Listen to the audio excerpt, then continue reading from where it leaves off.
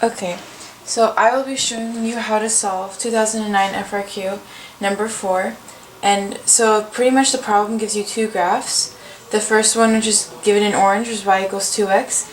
And the second one, y equals x squared, given in black. And so they intersect at the point 2, 4. And the part A of this question is interested in area R, which is where the area under these two curves intersect. And so the first part, they ask find the area of region R. And so we're going to do that finding the integral from 0 to 2 where they intersect, of the outer one, which is outer curve, which is 2x, minus the inner one, which is x squared. And so we're going to integrate that because this is a no calculator problem, so we'll do it by hand, which is 2x squared. We add an exponent to the top and then divide it by that derivative minus x cubed, same thing, over 3. And that is from 0 to 2.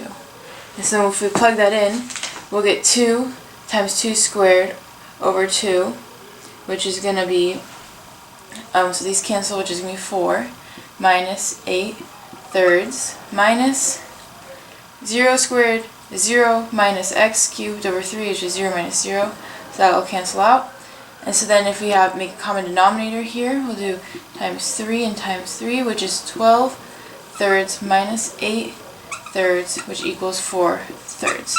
So your answer for part A is 4 thirds, and you want to make sure that you integrate and find the antiderivative and divide by the derivative of that, and make sure that you don't find a derivative.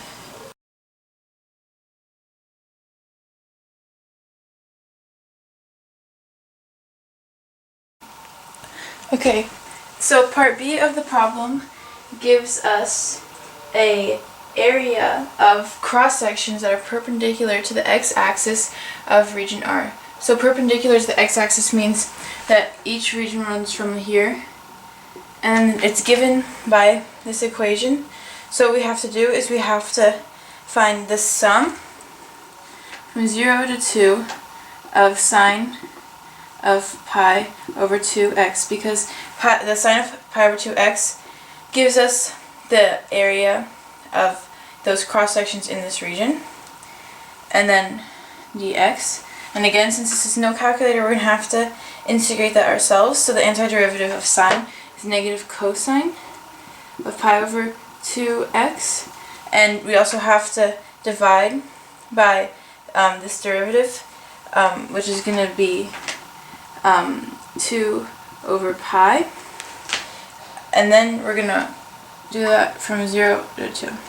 And so now if you plug that in, we get negative 2 over pi cosine of pi minus negative 2 over pi cosine of 0. And now cosine of pi is negative 1. Negative 1 times negative 2 over pi is 2 over pi.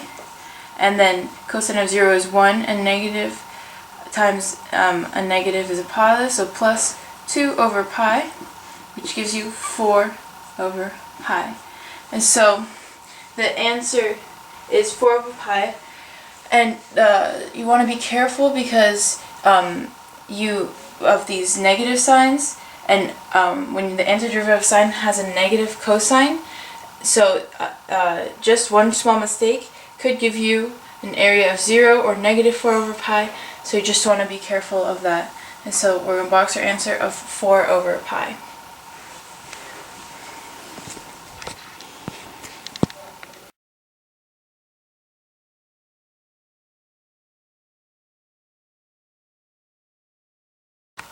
Okay, so now for part C. Part C says there's another solid with the same base of R, except that the cross sections are perpendicular to the y-axis. So last time they were running like this, vertical, perpendicular to the x-axis, but now they're y, so they're horizontal. So now we're going to have to write our integrals with respect to y.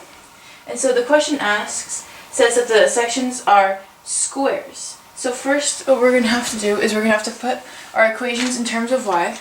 So y equals x squared, just square root both sides, and you get the square root of y. And then for the other equation, y equals 2x, we're just going to get y over 2 equals x. And so then they ask us to write an integral, but not solve, to evaluate the area of these cross sections. And so, since it's in respect to y, it's going to be 0 to 4 instead of 0 to 2 as we've always done, 0 to 4.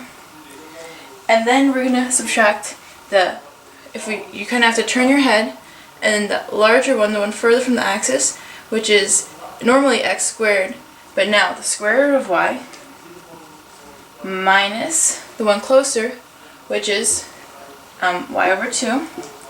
And now now we have with this the distance here of these cross sections, but now it's going to be a square, so that would be the base. So a square is base times height, and since it's the same, we can just square this and then write dy. And so that is the integral expression for the volume of cross sections perpendicular to the y-axis.